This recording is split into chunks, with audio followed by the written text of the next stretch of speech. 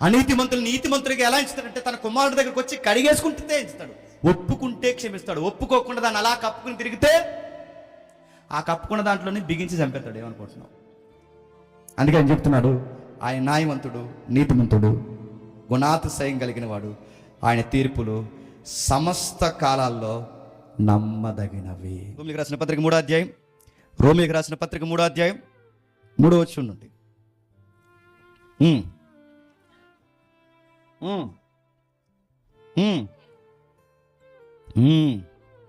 చదువమ్మా. అంటే ఆగిపోమని కాదు, నీళ్ళు తాగానని. చదువు చదువు చదువు చదువు. వాళ్ళ అవిశ్వాసులు అయ్యందున దేవుడు నమ్మదగిన వాడు కాకపోవునా అట్లనరాదు. నీ మాటలలో నువ్వు నీతిమంతులను తీర్పు తీర్చబడినట్లు, నువ్వు యాజ్యమాడినప్పుడు గెలిచినట్లు అని రాయబడిన ప్రకారము ప్రతి మనుష్యుడు అబద్ధకుడు కానీ దేవుడు సత్యమంతుడు కాడు. దేవుడు గొడవాడితే ఆ గొడవలు ఆయన మాటలను బట్టి ఆయనే నీతిమంతుడు అవుతాడు. కానీ చెప్పండి, మనం అనీతిమంతుడు, దేవుడు సత్యమంతుడు కాకుండా పోడు. ఇప్పుడు చెప్పండి, అలాంటి గొడవ దేవుడిలో చరిత్రలో ఎవరితో ఆడాడంటే చాలా మందితో గొడవలు ఆడాడు. ముఖ్యంగా యోబుతో కూడా గొడవ ఆడాడు. ఇబ్బందులో నీ ఫ్రెండ్స్ దగ్గర నువ్వు ఆర్గ్యుమెంట్ చేసి నన్నే నేరస్తుడు అన్నావు కాదు, ఇప్పుడు గొడవడుకుందారా అన్నాడు. ఎక్కడ? ఒకసారి చూడండి, యోబు గ్రంథం 40వ అధ్యాయం, యోబు గ్రంథం 40వ అధ్యాయం, యోబు గ్రంథం 40వ అధ్యాయం, యోబు గ్రంథం 40వ అధ్యాయం 7-8 వచనాలు. పౌరుషము తెచ్చుకొని నీ నడుము కట్టుకో, నేను నీకు ప్రశ్న వేసేదను, నీవు నాకు ప్రత్యుత్తరమిమ్ము. నీవు నా న్యాయమును బొత్తిగా కొట్టివేసేదువు, నువ్వు నిర్దోషమని తీర్పు పొందుటకై నా మీద అపరాధము మోపుదువా. దేవునికి కలిగిన బాహుబలము నీకు కలదా? పౌరుషం తెచ్చుకుని నేను బిగించుకోను, నేను నీకు ప్రశ్న వేయదును, నువ్వు నాకు ప్రత్యుత్తరము. నీవు న్యాయము బొత్తిగా కొట్టివేసేదవా, నిర్దోషమని నువ్వు తీర్పు తీర్చుడికే నా మీదే అపరాధం మోపెదవా. చెప్పు, యోబు ఏమన్నాడు తెలుసా? ఒకసారి మీరు చూడండి. ఇదే యోబు గ్రంథం 19వ అధ్యాయం, ఇదే యోబు గ్రంథం 19వ అధ్యాయం మొదటి వచ్చిన దాంట్లో యోబు ఇలాగ ప్రత్యుత్తరం ఇచ్చాను. ఎన్నాళ్ళు మీరు నన్ను బాధిస్తారు. ఇక్కడ మీరంటే ఎవరంటే యోబు స్నేహితులు ఆయన పాయింట్అవుట్ చేస్తున్నారు. జనాలు అంటే సరిగ్గా మనం బాధల్లో ఉన్నప్పుడల్లా వాళ్ళు పుణ్యాత్ములు అయిపోతారు. నా మాట్లాడమైందా? మనం బాధలో మనం పెడుతుంటే వాళ్ళందరూ పుణ్యాత్ములు అయిపోయి వాళ్ళు మాట్లాడతారు. యోబు బాధల్లో ఉంటే వాళ్ళందరూ పుణ్యాత్ములు నీతిమంతులు అయిపోయి ఏదో పాపం చేస్తుంటారు. యోబు లేకపోతే 10 మంది పిల్లలు ఒకసారి ఎందుకు పోతారు, భూములన్నీ ఎందుకు పోతాయి, ఏదో పాపం చేయడం. నేను ఏం పాపం చేయలేదు, ఎందుకు నన్ను ఎంత బాధ పెడతారంటే ఏమీ చేయకపోతే నీకు ఎంత స్టోరీ ఎందుకు మారిపోతుంది. ఇది గొడవ. ఆ గొడవలో యోబు ఏమంటాడు? ఎన్నాళ్ళు మీరు నన్ను బాధించరు, ఎన్నాళ్ళు మాటలు చేత నన్ను అలగొడతారు, 10 మార్లు మీరు నన్ను నిందించారు, సిగ్గు లేక మీరు నన్ను బాధించారు. నేను తప్పు చేసిన నా తప్పు నా మీదకి వచ్చింది కదా, ఓకే, నేను తప్పు చేస్తే నా మీదకి వస్తుంది కదా, మీరు ఈ టైం చూసుకుని మీరు నా మీద హెచ్చించుకుందరా, నా నేరం నా మీదకి మోపుదురా. అలాగైతే నాకు గొడవ వస్తే గొడవలో ఒక మాట అంటున్నాను, అలాగైతే దేవుడు నాకు అన్యాయం చేసినను, తన వలలో పక్షిని సిక్కించుకున్నట్టు దేవుడు నన్ను చిక్కించుకున్నాను. మీరు తెలుసుకో, ఏళ్ళు ఈయన గొడవ పెట్టుకుని మొత్తం మీద నేరం ఎవరి మీద గెంటేశారండి? అది వ్యవహారం. అక్కడ యోబు స్నేహితులు యోబు గొడవ పెట్టుకుని దేవుడిని నడుస్తే నాకు దేవుడు అన్యాయం చేశాడు, అవునరా దేవుడు అన్యాయం చేశాడు, దేవుడే నా పిల్లల్ని చంపేశాడు, దేవుడే నాకు అన్యాయం చేశాడంటే అందుకు దేవుడు అట్లా 40వ అధ్యాయంలో ఏమంటున్నాడు తెలుసా? యోబు, ఏంటి నేను నీకు అన్యాయం చేసేసానా? సర్వోన్నతుడైన వాడు అన్యాయం చేశాడు. పౌరుషం తెచ్చుకుని అడిగే ప్రశ్నకు సమాధానం చెప్పు. నీవు నా న్యాయం బొత్తిగా కొట్టివేసేదువా, నిర్దోషమని నువ్వు నీతిమంతుడని చెప్పుకోవడానికి నన్ను నేరస్తుని చేస్తావా, నా మీదే అపరాధం మోపుతావా అని మొత్తం గొడవ అయిన తర్వాత, ఆ జడ్జిమెంట్ వెలువరింపబడిన తర్వాత యోబుకి దేవుడితో గొడవ అయిన తర్వాత అర్థమైంది ఏంటంటే 42వ అధ్యాయం మొదలు వచ్చిన అప్పుడు యెహోవాకి ఇలా ప్రత్యుత్తరం ఇచ్చిన, నువ్వు సమస్త క్రియలు చేయగలవనియు, నీ ఉద్దేశించినది ఏది నిష్ఫలము కానేరదనియు, నీతో ఆర్గ్యుమెంట్ చేశాక నా బుర్ర పనిచేస్తుంది అన్నాడు. కిందకి పట్టినాడు. జ్ఞానం లేని మాటల చేత ఆలోచన నిరతంచి వీడు ఎవడన్నావే, ఆడికిలాగే నేను కూడా జ్ఞానం లేని మాటలు మాట్లాడింది, ఏమి ఎరుక బుద్ధికి మించిన సంగతులు మాట్లాడాను, నేను మాట్లాడుకోవచ్చున్నాను, దయచేసి నాతో నా మాట ఆలకింపు. ఒక సంగతి అడిగేదను, దాన్ని నాకు తెలియజెప్పను. వినికిడి చేత నేను గూర్చి వార్త నేను వింటిని, అయితే ఇప్పుడు నేను కనులారా చూచున్నాను. కావున నేను అసహించుకున్న ధూళిలోను బూడిదలోను పశ్చాత్తాపడుచున్నాను.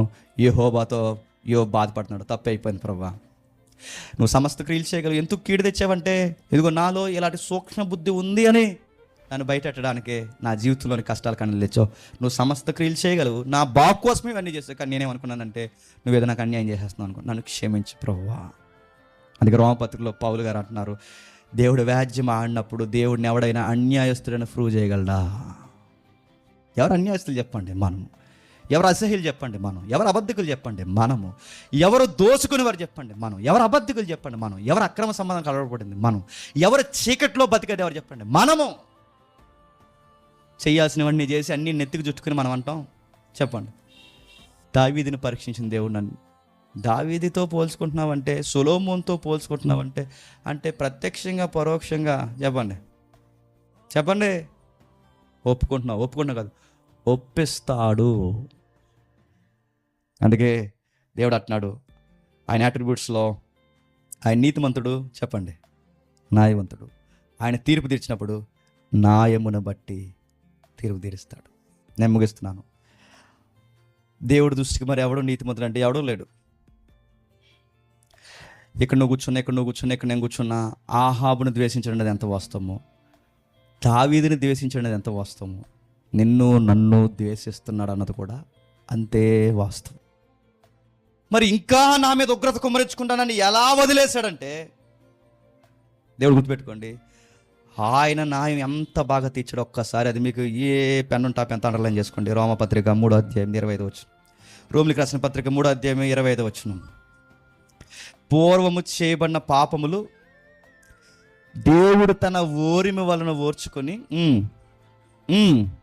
ఓరిమి వలన ఉపేక్షించినందున ఆయన తన నీతిని కనపరచవలన, తన నీతిమంతుడిగా తన నీతిని కనపరచవలనని క్రీస్తు యేసు రక్తము వలన విశ్వాసము ద్వారా ఆయనను కరుణాధారముగా బయలుపరచును.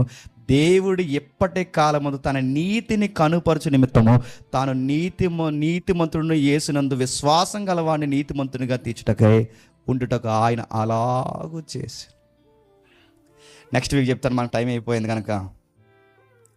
దేవుడు ఈ లోకానికి తీర్పు ఎలా తీస్తున్నామంటే ఆయన న్యాయం బట్టే. ఇప్పుడు అడుగుతున్నాను, దొంగలు ఉన్నాం, అబద్ధికులు ఉన్నాం, వ్యభిచారులు ఉన్నాం, చీకటికి అలవాటు పడిన వాళ్ళు ఉన్నాం, అడ్డగోలు సంపాదనకు అలవాటు పడిన వాళ్ళు ఉన్నాం, అన్ని రకాలుగా ఉన్నాం. ఇప్పుడు దేవుడి నీతిని బట్టి మన అందరికీ ఏం జరగాలి చెప్పండి? తీర్పు జరగాలి. వ్యభిచారి కన్నా లంచగొండ మంచి చూడండి, లంచగొండ కన్నా అబద్ధికుడు మంచి, ఈ ఏముండవు బేరసారాలు, అన్నీ ఒకటే కేసులు గుర్తుపెట్టి అన్నిటికీ జడ్జిమెంట్ ఉండే, అన్ని తప్పులకు ఒకటే మొట్టిగా వేస్తాడు. మరి ఎలా వదిలేస్తున్నాడు అంటే అక్కడ రాస్తున్నాడు చూడండి, దేవుడు శిక్ష విధిస్తాడు. ఆ శిక్ష అంటే ఆయన నీతిని బట్టి పనిష్మెంట్ ఇస్తాడు. ఆ పనిష్మెంట్ ఇస్తున్నప్పుడు దేవుడి లోకముని ఎంతో ప్రేమిస్తున్నాడా, ప్రేమించాడా? ఫాస్ట్ టెన్సా, ప్రజెంటా? చెప్పండి. ఏ సెన్స్లో ఉంది అది? ఏ టెన్సెస్లో ఉంది చెప్పండి? దేవుడు లోకాన్ని ఎంతో ప్రేమించను అంటే అది పాస్ట్లోనే ఉంది. ప్రేమించను అంటే ఒకప్పుడు లోకాన్ని తన దయాకిరీటితో ప్రేమించాడు, ఇప్పుడు ప్రేమిస్తున్నాడు. ఆ ప్రేమించే దాంట్లో ఒక ఫిల్టర్ వచ్చింది.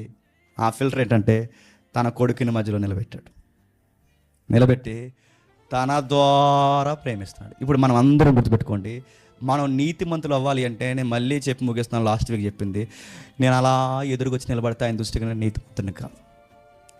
అలా వెనక్కి వచ్చి ఆయన వెనకాల నిలబడాలి. ఎవరి వెనకాల చెప్పండి? క్రీస్తు వెనక నిలబడాలి. ఆ జల్లెల్లో దేవుడు చెప్పండి తన ద్వారా మనం ప్రేమిస్తున్నాడు. లేదా మనం నిలబడలేము, కనబడలేము, కూర్చోలేము, ఇక్కడ నిలబడి మాట్లాడలేము, ఏమి చేయలేము. మన దేన్ని బట్టి ధైర్యం అంటే పౌలు అంటాడు, నాకు ప్రభువును పట్టగలిగే ధైర్యం ఇది. అందుకే సిలువ ముందు ఉండాల్సిన వాళ్ళు కాదు చెప్పండి, మనం సిలువ వెనకాల ఉండాలి. దేవుని ముందు ఉండాల్సిన వాళ్ళు కాదు, క్రీస్తు వెనక మనం నిలబడాలి. అందుకే పౌలు గారు అంటున్నారు, ఎప్పటి కాలమందు తన దేవుడు తన నీతిని బయలుపరుస్తున్నాడు.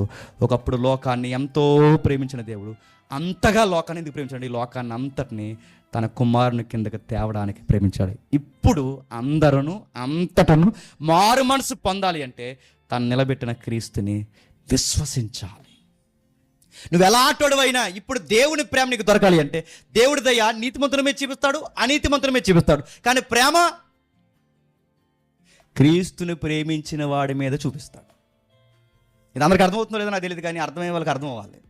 నీతిమంతుల మీద అనీతిమంతుల మీద అందరి మీద దయ ఉంటుంది. అందరికంటే వర్షాన్ని కురిపిస్తాడు, ఎండను కాయిస్తాడు, పంటలు పండిస్తాడు, అన్నీ ఇస్తాడు. కానీ ఆయన ప్రేమించే ప్రేమ ఉంటుంది. అది ఎవరికి దక్కుతుందంటే తాను నిలబెట్టి పడగొట్టి మళ్ళీ తిరిగి లేపిన క్రీస్తుని ఎవరైతే విశ్వసిస్తారో వారిని ప్రేమిస్తాడు. ఇప్పుడు ఆయన యందు విశ్వాసం ఉంచాలి. ఇప్పుడు నాకు పడాల్సిన శిక్షను ఆయన నీతిని బట్టి ఆ శిక్ష ఖచ్చితంగా పడాలి. నీతిని బట్టి ఆయన కుమారుడి మీద మోపి, ఆ నీతిని తెచ్చి మన మీద మోపి ఆయన అన్నాడట, మన నిమిత్తము ఆయన పాపముగా చేయబడ్డాడు. ఇప్పుడు చెప్పండి, ఆయన నీతిమంతుడు, పాపానికి శిక్ష వేశాడు. ఆయన న్యాయవంతుడు. ఆ పాప నుంచి ఎవడైతే ఒప్పుకుని బయటకు వచ్చేస్తాడో, పశ్చాత్తాపడిన వారిని అందరినీ క్షమించడానికి తన కుమారుని ఇచ్చాడు. ఇందులో ప్రేమ కలదు. మరి దోషుల్ని నిర్దోషులుగా ఎలా ఎంచుతాడంటే పశ్చాత్తాపడితే ఎంచుతాడు. అనీతిమంతులు నీతిమంతులుగా ఎలా ఎంచుతాడంటే తన కుమారుడి దగ్గరకు వచ్చి కడిగేసుకుంటే ఎంచుతాడు. ఒప్పుకుంటే క్షమిస్తాడు. ఒప్పుకోకుండా దాన్ని అలా కప్పుకుని తిరిగితే ఆ కప్పుకున్న దాంట్లోనే బిగించి చంపేస్తాడు. ఏమనుకుంటున్నావు? అందుకే ఆయన చెప్తున్నాడు, ఆయన న్యాయవంతుడు, నీతిమంతుడు, గుణాతిశయం కలిగిన వాడు. ఆయన తీర్పులు సమస్త కాలాల్లో నమ్మదగినవి. కాబట్టి జాగ్రత్త.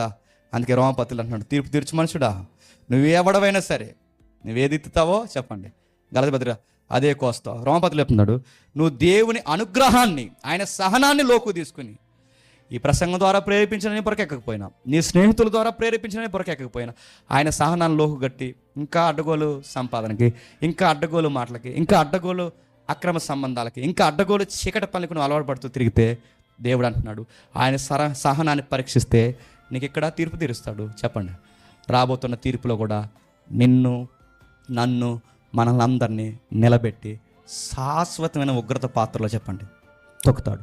ఆయన క్రీస్తు దగ్గరికి వచ్చి ఎవడైతే కడిగేసుకుని మళ్ళీ వాటి జోలికి పోకుండా ఓపికతో సత్క్రియలు చేస్తూ ఆయన ఇచ్చిన క్రియను, కృపను కాపాడుకుంటాడో, భయముతో వణుకుతూ ఎవడైతే బతుకుతాడో వాడిని జీవమును కృపావరంలో ఆ రోజు వాడిని నిలబెడతాడు. నేను మళ్ళీ చెప్తున్నాను, ఆయన నీతిమంతుడు, న్యాయవంతుడు. అంతకుముందు మనం చూస్తాం ఆయన పరిశుద్ధుడు. చెప్పండి, అంతకుముందు మనం చూస్తాం ఆయన ప్రేమ కలిగిన వాడు, ద్వేషం కలిగిన వాడు. ఈ దేవుని గుణగణాలు. ఇది దేవుడు అంటే. ఇలా చూడకుండా దేవుని కేవలం ప్రేమమయుడు కానీ దేవుడు ఏమన్నా ఏం తీర్పు తెలుసు ఇలా అట్లా లెక్కలు వేసుకుంటూ కూర్చుంటే చెప్పండి తెర సిరిగిపోతుంది. సరే కదా? అని చెప్తున్నాను. ఆయన ప్రేమిస్తే ప్రేమను తీసుకోండి, ద్వేషిస్తే ద్వేషాన్ని కూడా తీసుకోండి. ఆయన తీర్పు తీరిస్తే దావీదులాగా నాకు జరగాల్సిందే జరుగుతుంది, దేవుడు తీర్పు తీర్చాడు, నేను తప్పు ఒప్పుకుంటున్నాను అండి. దేవుడు మిమ్మల్ని దీవించును గాక. Amen, amen, amen.